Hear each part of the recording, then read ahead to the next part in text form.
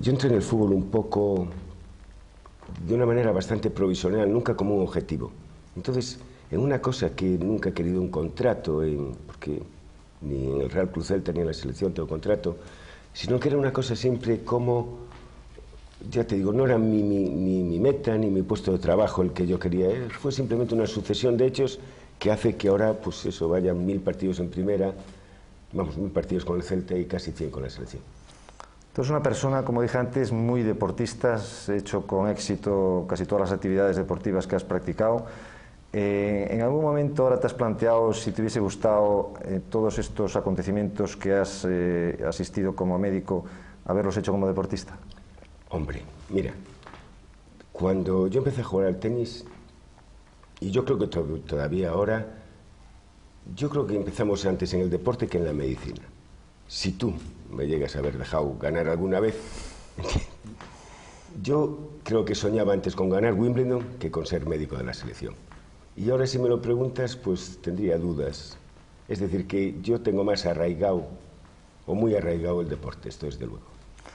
Mira, tu entrada en el Real Cruz Celta, ¿cómo fue realmente? ¿Fue casual? Pues mira, desde aquí, estoy viendo una pista de tenis, aquí, jugando la final de un campeonato de Vigo con Juan de Az, que la había ganado. Al acabar, Rogelio Chantado, un amigo común, que estaba en la directiva con Jaime Arbones, me llamó para cenar con Jaime si me podía interesar a mí el club. Esto fue en el año 78. Han pasado 22 años y evidentemente que ha habido una enorme evolución en el mundo del fútbol. ¿Qué es lo que más te llama la atención a ti en la evolución que ha habido en el mundo del fútbol? ¿Qué destacarías como más impactante en cuanto a evolución? Bueno, mira, yo desde el 78 hasta el 90, ¿cuál fue el cambio? Bueno, el cambio era que en vez de ganar 2 millones, ganaban 30. Bueno, bienvenido ese cambio.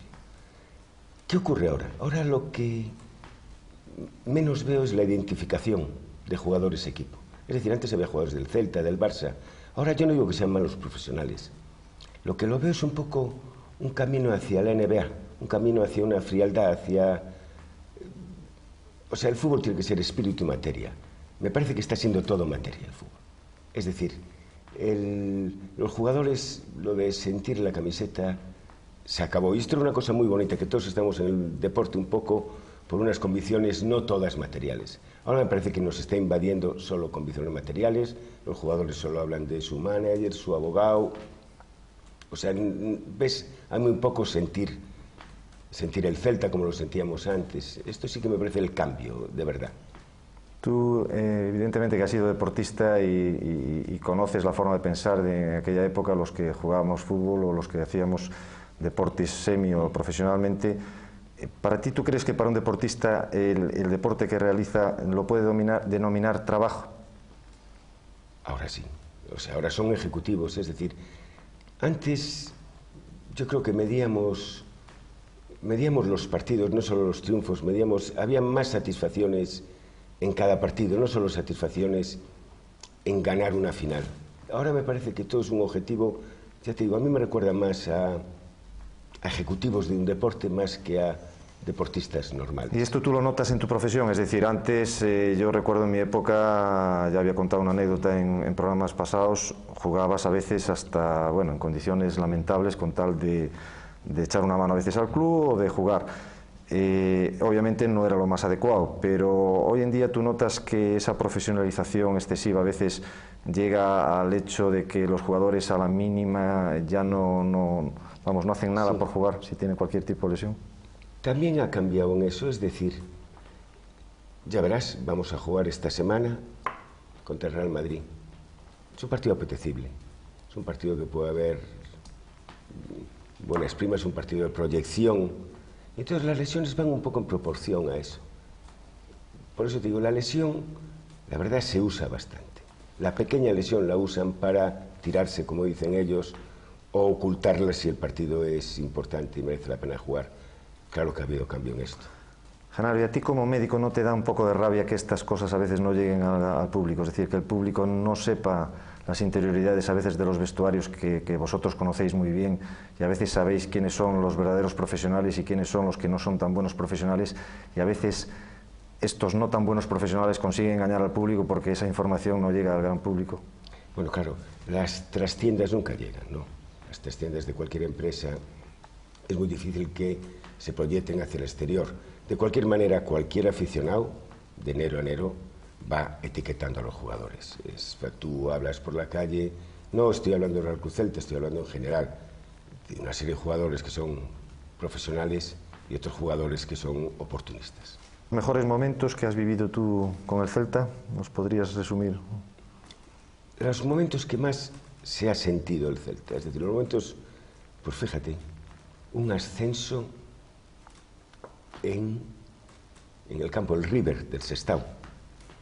Ese lo recuerdo como algo absolutamente distinto, o sea, como un celtismo arraigado que había allí contra otro equipo también arraigado, como era el Sestao. Eso sí es de los momentos buenos que tengo del Celta, mucho más, por ejemplo, que el partido de la Juve, que a todo el mundo le entusiasmó tanto. ¿Y peores? Hombre, yo siempre que hablan de algo peor del Celta, tengo que acordarme de Quinocho, tengo que acordarme de José, de Albelo, ¿entiendes? Tengo que acordarme de desgracias que han ocurrido en el club. Momentos deportivos peores me los he olvidado. Yo recuerdo aquel del Sestao porque lo vivimos de una manera distinta a todos. Yo creo que era esa fase que te decía yo, que todavía existía un sentimiento al club, más que ahora. Mira, y dentro de esta evolución del fútbol a lo largo de estos 22 años, ha habido indudablemente una gran evolución en cuanto a los entrenadores, preparadores físicos, cuerpos técnicos, etcétera. ¿Qué tal la relación con los entrenadores? Es decir, yo, por ejemplo, recuerdo en mi época que a veces había una intromisión clara de los entrenadores en el cuerpo médico, con el médico. ¿Ha mejorado este tipo de relación a lo largo de los años? Indudablemente esto sí ha mejorado. Es decir, un entrenador de hace 20 años, no te digo que les daba masaje, pero casi. No te digo que hacía las dietas, pero las hacía. Es decir, un entrenador era demasiado total. Él era el entrenador, el preparador físico. Y esto no, esto ahora en cambio, cualquier entrenador tiene su servicio médico y cuenta con él. ¿Qué sientes, por ejemplo, cuando un jugador decide operarse en otro lugar, como el caso, por ejemplo, de Revivo? Bueno, yo creo que es un caso especial. Desde luego, es también lo que te decía, la superprofesionalización hace que cada jugador casi tenga su médico. Es decir, Revivo. Sí, Revivo además fue el primer jugador del club que no operé en 22 años. Pero esto no me supuso nada. Yo hablé con su médico en Israel. Revivo tenía su médico en la selección, su médico en su club en Tel Aviv, y en Tel Aviv hablamos entre ellos y decidieron hacerse ellos la cirugía. Desde luego no es una cosa que me haya sentado mal, ni nunca me sienta mal eso. Y en este caso fue muy pactado, además. De las operaciones que has hecho, ¿cuál te has sentido que has tenido más responsabilidad en cuanto a que el jugador que operabas podía tener mayor trascendencia? Quizá el caso de Ademir en la época... El caso de Ademir fue el primero, ¿no? Y fue una rotura ligamentaria de la rodilla grande. Un jugador que yo en principio, cuando se lesionó, le hablé de la gravedad de su lesión y fuimos a Barcelona, él y yo. Y el doctor Cabot, que era el que lo vio, le dijo: oye, mira, Ademir, la lesión es muy grave y tienes un 50% de posibilidades de seguir jugando y un 50% de no. Muy bien. Él estuvo callado todo el rato y llegamos al hotel y me dice: oye, a mí me operas tú, no me operas este.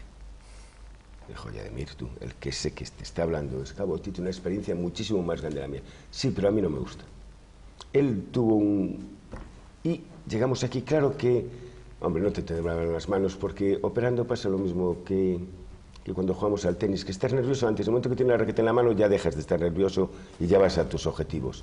Pues esto es igual, hombre, aquello era una responsabilidad porque era un jugador carísimo. Y luego fue bien, al año y medio hizo una lesión del tendón de Aquiles, pero la rodilla le salió adelante y aún de vez en cuando tengo algún contacto con él.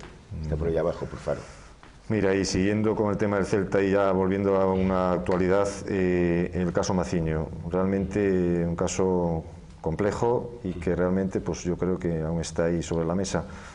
¿Cuál es exactamente la opinión tuya sobre el caso Maciño? Bien, esto no podía faltar en la entrevista. El caso Maciño, yo te lo voy a contar desde un punto de vista como yo lo vi, desde un punto de vista médico.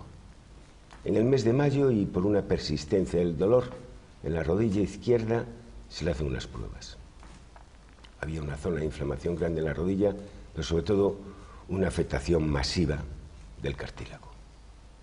Bien, se lo digo a Maciño, que la lesión es importante y que había que ver cómo enfocábamos eso. En principio, lo que le dimos fue descarga para que cediese la zona, toda la parte inflamatoria, y luego a ver qué hacíamos con el cartílago, porque aquello tenía poca salida. Bien, Maciño entonces decide consultar a otro médico, primero en Madrid, y luego se fue a Brasil.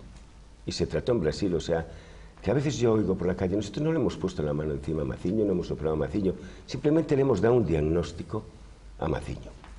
A la vuelta, él dice que en Brasil le dijeron que estaba bien, que quería jugar. Bueno, a Maciño se le dice el diagnóstico que tiene, que creemos que desde luego va a tener dificultades para jugar, pero no podemos prohibirle jugar.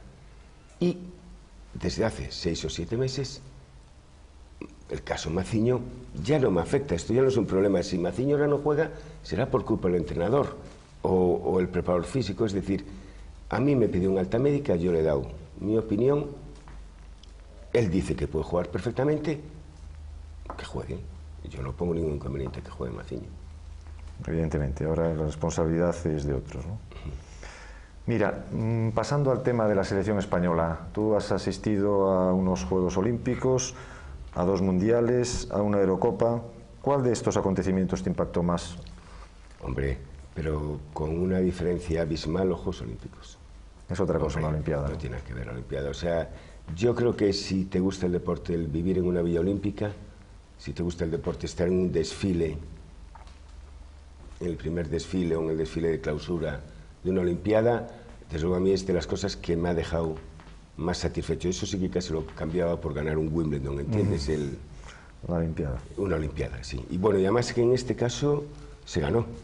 Es decir, que todo salió bien, era un equipo fenomenal, no de jugadores, que sí estaban Kiko, Luis Enrique, Guardiola, Verges, ¿no? Rafa Verges, todos estos, sino que Vicente Miera quizás estaba un poco más distante, pero lo que es Miguel Sánchez, el psicólogo Jesús, que ha fallecido, vamos, un chico de 30 años, pero que era un gran amigo nuestro, todo lo que empujamos al equipo, entre aquel equipo, es de lo que tengo mejor recuerdos de la Olimpiada. ¿Tú crees en los psicólogos en el deporte, que son necesarios? Sí, claro. Es que yo una de las características que más valoraría en un entrenador sería la de psicólogo, ¿no? Si aún encima, pero claro, el psicólogo tiene que tener, claro, el ideal... Vivencias deportivas. Claro. Jesús García Barrero era hijo de Falín, aquel portero del Real Madrid, su hermano jugaba en el Avilés, él había intentado jugar al fútbol, él tenía un código con los jugadores, tenía una conexión fenomenal con jugadores. Ahora, alguien que te enseñe a relajarte, a concentrarte, ¿entiendes? Yo creo que más en deportes individuales, pero en deportes como el fútbol, desde luego, yo tengo una experiencia muy buena sobre el psicólogo. Tú, hablando de Juegos Olímpicos, de Mundiales y de todas las concentraciones que vas en la selección, ¿qué opinas realmente de las concentraciones de cara a si son convenientes o no para los jugadores de fútbol? Hombre, son dificilísimas. Es decir, siempre hablamos de eso, nunca sabemos si es lo ideal el campo, si es lo ideal en la ciudad para que puedan ir al cine. Llevar una concentración de más de 15 días, desde luego, crea más problemas que... Claro, es demasiada convivencia. Yo creo que los jugadores ya más... Fíjate que ahora estamos tratando de que vayan... En Francia estuvieron en habitaciones individuales. O sea, yo en las concentraciones, la verdad, no soy muy partidario, salvo un stage de 10 días o así. Estas largas creo que normalmente dan más problemas que ventajas. ¿Y qué opinas de la personalidad del futbolista en sí? Es decir, un jugador de fútbol es tratado, vamos, yo creo que vive en general un jugador profesional en una nube, en una vida muy poco ajustada a la realidad, de tal forma que prácticamente tiene muy poquita independencia, se le concentra, se le dice todo lo que tiene que hacer y realmente llega a la etapa de su retirada casi sin vivir la vida de una forma normal, ¿no? Algunos dicen que con un carácter excesivamente infantil o que cercano al escolar, en cierta manera. Tú, que has convivido muchísimo con jugadores profesionales, tanto en el club como en la selección, ¿qué opinas sobre esta opinión del jugador de fútbol, sobre su personalidad? Hombre, es tan distinto, o sea, que a ti te resuman tu vida 10 años como se la resumen a ellos, que sean tanto y luego tan poco. Es decir, que todo lo que veías tú, por ejemplo, de Santillana, por ejemplo, aquel delantero centro que todo el mundo... O sea, si ves ahora cuando él entra a tomar un café o como entraba a tomar un café cuando era... Esto es dificilísimo de asimilar para ellos. Ellos necesitan, la mayoría, apoyo psicológico y problemas en el momento que dejan el fútbol. Pero es que no es en el momento que salen de firmar la baja. En el bar de al lado les sirven distinto. Entonces, ¿cómo asimilan eso ellos? Mal. Yo no vi ningún jugador que reaccionase bien al dejar el fútbol. ¿Tú no crees que en este sentido que hay una cierta sobredimensión del fútbol en todos los niveles, es decir, de exageración? Sí, hombre, en este momento, tú fíjate que antes los campos los llenaban gente de 50 años con un puro, y ahora son niñas, ahora son niños de entre 14 y 18 años. Han cambiado a Miguel Bosé por Luis Enrique, por Pep Guardiola. Los ídolos ahora son los jugadores. Jugadores son los que tienen los mejores coches ahora, la ropa más actual, y luego pues manejando esas cantidades de dinero que manejan. Son verdaderos ídolos para los críos. Mira, antes hablamos de entrenadores y tú evidentemente tienes una posición privilegiada dentro, que estar en un banquillo nunca se ve, no es el sitio que mejor se ve en los partidos, y lo sé por experiencia, pero indudablemente que tú tienes enormes vivencias en cuanto a haber convivido con muchos entrenadores, multitud de partidos. ¿Tú crees que realmente la labor de un entrenador a lo largo de un partido es tan importante? Pues mira, yo todavía no entiendo lo suficiente de fútbol para valorar un entrenador. Sí valoro un delantero centro, ese es el que me ha arreglado a mí las cosas. Pavel siempre decía uno que los pare y otro que los meta y los entrenas tú, doctor. Siempre me decía eso, Pavel. Yo todavía no sé apreciar un gran entrenador. Sé apreciar un gran jugador. Ese sí lo he visto resolver. Yo, ya te digo, me cuesta decir, joder, qué entrenador. Porque ese entrenador que dices, joder, qué entrenador, al año siguiente lo echan de un equipo. Y entonces, ¿qué era ese entrenador? Que ya no tiene aquel delantero centro. Es decir, que muchas veces a los entrenadores los sostiene una plantilla. Yo creo que que se lleve bien con ellos, que tenga un carácter que sirva para todos. Es decir, o un carisma o un currículum. Claro, por ejemplo, Camacho. Camacho se impone con sus 90 partidos en la selección. Y su carácter, ¿entiendes? Camacho no tiene una concesión con ninguno. O sea, personalidad. Una personalidad fuertísima. Y psicología. Psicología, con mano izquierda. Psicología de sus 90 partidos, ¿entiendes? De pedirle al futbolista lo que es del futbolista. Es decir, Camacho no pierde el tiempo, no hace un gesto inútil en vestuario, ¿entiendes? Te digo Camacho porque es uno que ahora convivo. Tiene el respeto de los jugadores. Sí, ahora si me dices, Camacho es un gran estratega, yo no entiendo tanto como para decirte eso. Yo te digo que Raúl es un delantero de la leche, ¿entiendes? Y ese sí que le vi resolver partidos. ¿Cómo me definirías tú a Clemente? Porque yo sé que tú tienes una muy buena relación con Clemente, es un hombre enormemente debatido, controvertido, ha sido muy atacado, obviamente. Tú que has convivido mucho con él en la selección, ¿qué opinión tienes sobre Clemente como persona y como entrenador? Exactamente, como persona es un tío que es muy buena persona, un corazón de miedo. O sea, una persona buena, muy sensible, muy sensible. No lo digo eso porque pinte o porque toque el saxofón. Ahora, timidísima y con una autodefensa por esa timidez.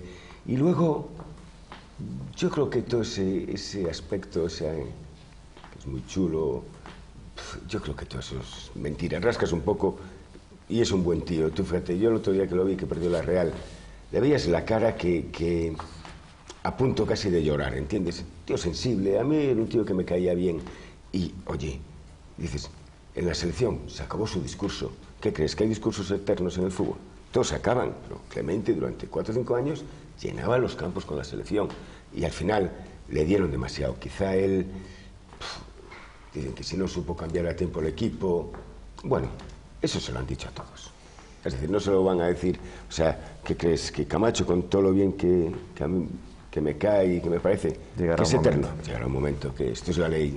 Sí, la ley de la vida del fútbol y sobre todo, y esto podríamos tocar, el poder de la prensa, ¿no? Porque yo creo que Clemente se vio involucrado en lo que es la guerra de medios y ahí siempre... Esa era su guerra, sí. Sí, Clemente, con Clemente es amor y odio, buenos y malos, ¿entiendes? Entonces los malos, en cuanto pudieron, le dieron los malos para él, por supuesto. Ya.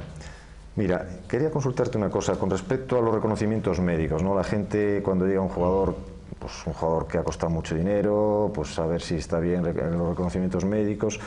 Tenemos un caso ahora con el japonés del Valladolid que si tiene ligamento, que si no tiene ligamento, que si no lo tuvo nunca, que si era congénito, que si se lo sacaron. Realmente, ¿qué responsabilidad tenéis vosotros en este tema? Mira, ninguna. De verdad. Me refiero, tú, mira, por ejemplo, en un pueblo como Redondela, si tú le quieres hacer un reconocimiento para no fallar, te gastas el presupuesto de la NASA un año, ¿eh? Es decir, eso es carísimo. El japonés venía con medio cruzado y el otro medio se lo dejó aquí por el camino.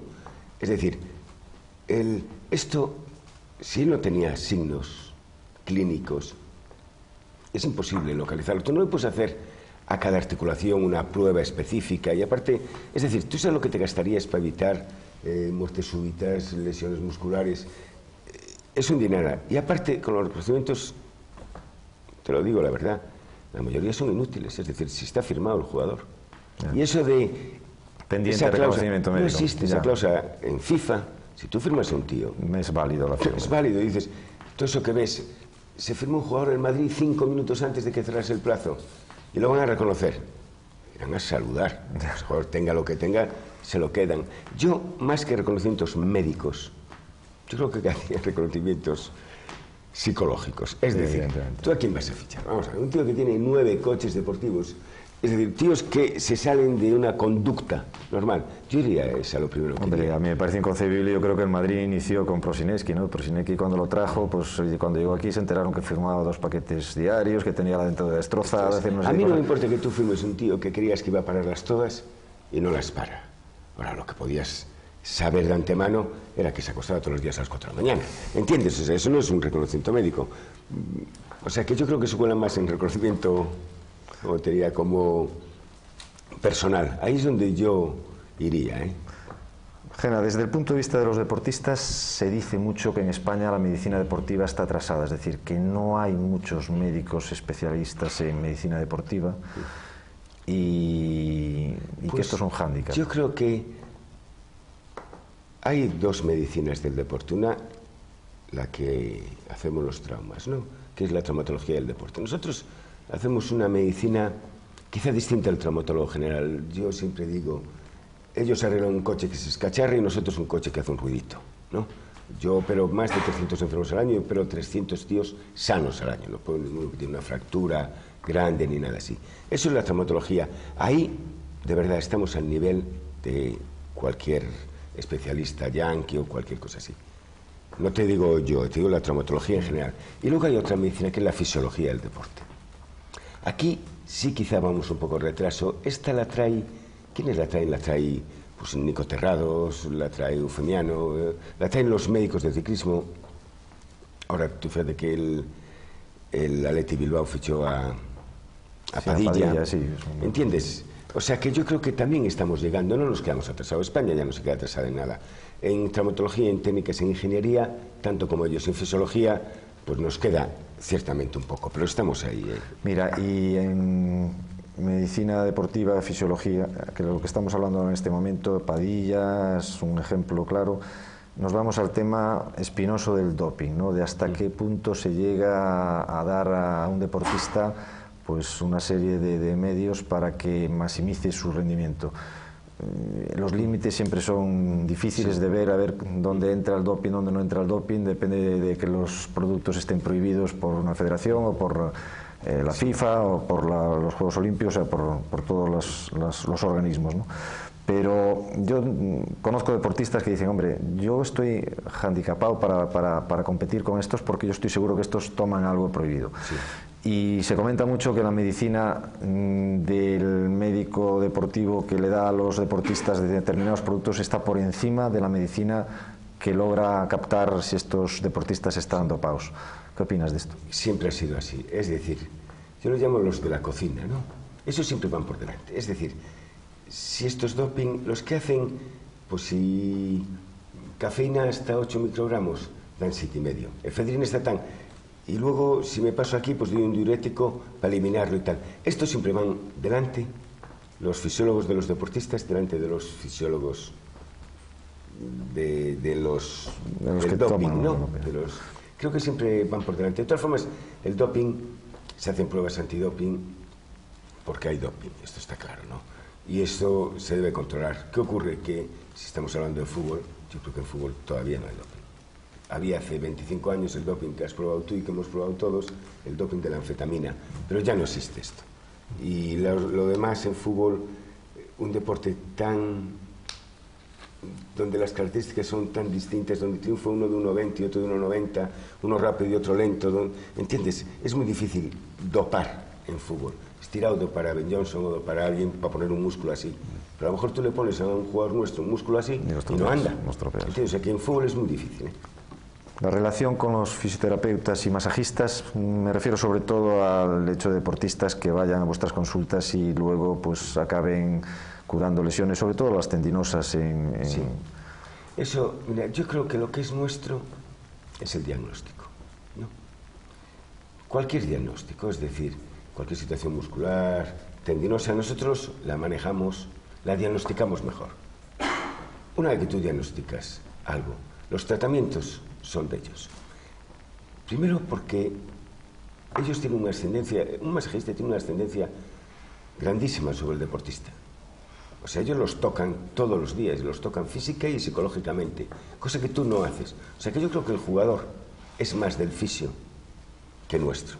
Ahora, de todas formas, en el momento de la lesión tenemos que meterlo nosotros. En el momento del tratamiento, ellos tienen una relación mucho mejor con los fisios que con nosotros. Genaro, preguntarte sobre un test rápido de los mejores personajes del deporte que tú te has encontrado. Yo sé que no te gustará mucho en función de hacer comparaciones con las plantillas en las que estás en estos momentos, ¿no? Tanto el Celta como de la selección. Pero yo creo que ciñéndonos sobre todo a fuera de Vigo, concretamente, por ejemplo, en la selección, ¿cuáles son los jugadores que más te han impactado, por ejemplo, como jugadores de fútbol en cuanto a clase en la selección española? Hombre, a mí me llama muchísimo la atención Raúl, por una cosa, por lo certero que es, por la fortaleza mental que tiene. Tú ves a Raúl en una camilla y es un chico de COU, y dices, pero cómo va a ser la estrella que es. Y lo ves en el campo y es una transformación tremenda. Claro, el fútbol que me gusta a mí, pues mira, tú no decías de lo que... El fútbol que me gusta a mí es el de Mostovoy. Este es el que me gusta a mí, ¿no? Ahora, Kiko, la fuerza de Luis Enrique, o sea, hay cosas de otros jugadores que también me gustan, ¿no? O sea, yo ver a Luis Enrique llevarse gente por delante, atravesar paredes cuando él está en forma, me llama muchísimo la atención. La certeza de Raúl, me llama la atención la cabeza de Santillana. ¿Y dentro del vestuario, la personalidad de un jugador que destaque y que notes que sea líder de verdad? Mira, los mismos que son líderes en el campo son líderes en el vestuario.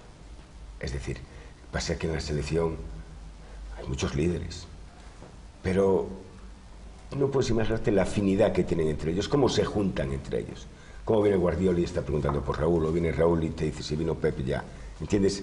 Entre ellos, incluso Guardiola, que es un enamorado del fútbol, siempre gusta hablar con gente de fútbol. Frank, que es un jugador que no cabe duda que es excelente, pues que Guardiola siempre está cerca de ellos, o sea, enseguida se juntan los buenos, por decirlo así. Zubizarreta tenía fama de ser un líder en el vestuario.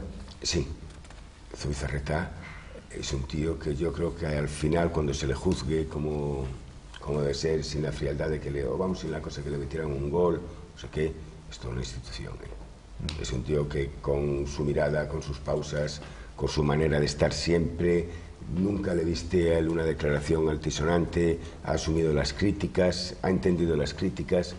Yo creo que Zubi, en cuanto pase un poco de tiempo, había que hacer un monumento. ¿Tú eres consciente de que eres un personaje, de cierta manera, un poco excepcional? Todo eso sí, que yo a lo mejor le llevo por la mano otros traumas, porque vivimos muchísimo el deporte. Yo desde que tengo 10 años, en el año 57, gané el campeonato infantil de Galicia, lo estuve viendo. De tenis. De tenis, sí. Hasta que apareciste tú, iba ganando todo. Y, claro, no cabe duda que en estos 54 años que tengo no haya estado ni una semana sin ponerme un pantalón de deportes, yo creo que esto, es decir, que siempre has estado en contacto con el deporte, pues también conoces a los deportistas, no cabe duda. ¿No te planteaste nunca irte a vivir fuera de Vigo? Profesionalmente, pues, sobre profesionalmente, todo. Sí tengo ofertas, sí tengo una oferta, la verdad, que yo creo que haría temblar a cualquiera. De todas formas, ¿para qué cambie yo esto por algo? Yo esto no lo cambio por nada, yo respiro aquí, yo no respiro en Madrid. Pero me hace gracia porque hay una frase tuya que yo escuché alguna vez y que yo comparto y que se puede hablar porque no solo se tiene que hablar de deporte, ¿no?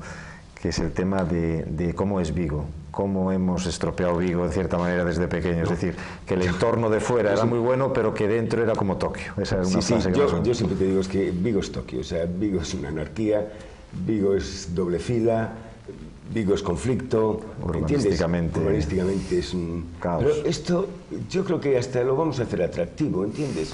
O sea, llega un momento que no haga un hotel por la costa o que vayas a Baches, que no haya un paseo para ir, con todos los respetos, con todos los respetos a Leri, que los campos de Leri son unas cosas que hace 20 años, hace 40, tenía una cabida.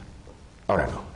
Ahora, vestuarios, buenos campos, es decir, pero en Vigo todo se queda así, ¿entiendes? Y por eso yo creo que al final vamos a encontrar atractivo Vigo. Vigo, ya te digo, siempre digo, es una ciudad fenomenal si no comparas. Como vayas por el norte y compares de San Sebastián para aquí. Hay que viajar. Vigo es Vigo, es con sus cosas, sí. Mira, y por último, Gena, dime pronósticos para el Celta y para la selección. Es decir, ¿dónde crees que va a quedar el Celta este año en la Liga, a falta de los pocos partidos que quedan? ¿Y qué crees tú cara a la selección en Yo soy, con el club, bastante escéptico. Y yo puedo hablar, porque yo no soy nada sospechoso, o sea, yo soy del Celta. Y celtista, más que nadie. Ahora, creo que tenemos un techo, ¿no? Creo que estamos llegando al techo. Creo que más no podemos. Por mucho que inventes, aquí cogen 30.000. Por mucho que inventes, esta ciudad tiene 300.000 habitantes, no puede competir con las de 3 millones. Y por mucho que inventes, tú no puedes tener un presupuesto de 30.000. ¿No? O sea, nosotros estamos en un techo, estamos viviendo una época dorada. ¿Esto va a ser siempre así? ¿Qué va? El Tenerife fue siempre así, ¿qué va? Las Palmas, tú recuerdas aquel Las Palmas, hemos visto pasar, sí. ¿Sabes quién? Aquí hay dos camisetas. Siempre, y nuestro amigo Julián Bellamaní siempre dice, aquí hay dos camisetas, Madrid y Barça. Y lo demás siempre dice que son pijamas, colchones y lo que sea. Lo demás de paso. El Gran Betis, el Betis en segunda. El Gran Sevilla, el Sevilla en segunda. El Gran Tenerife, ahí está en segunda. ¿Entiendes? O sea, tú no puedes decir que el Celta tiene una estabilidad. El Celta de momento va fenomenal estos años, pero sabemos que esto es nuestro techo. En cambio, yo creo que la selección, Dios, yo no me quiero retirar sin ganar un... Nosotros en Italia perdimos, en Estados Unidos perdimos con Italia, de verdadera mala suerte.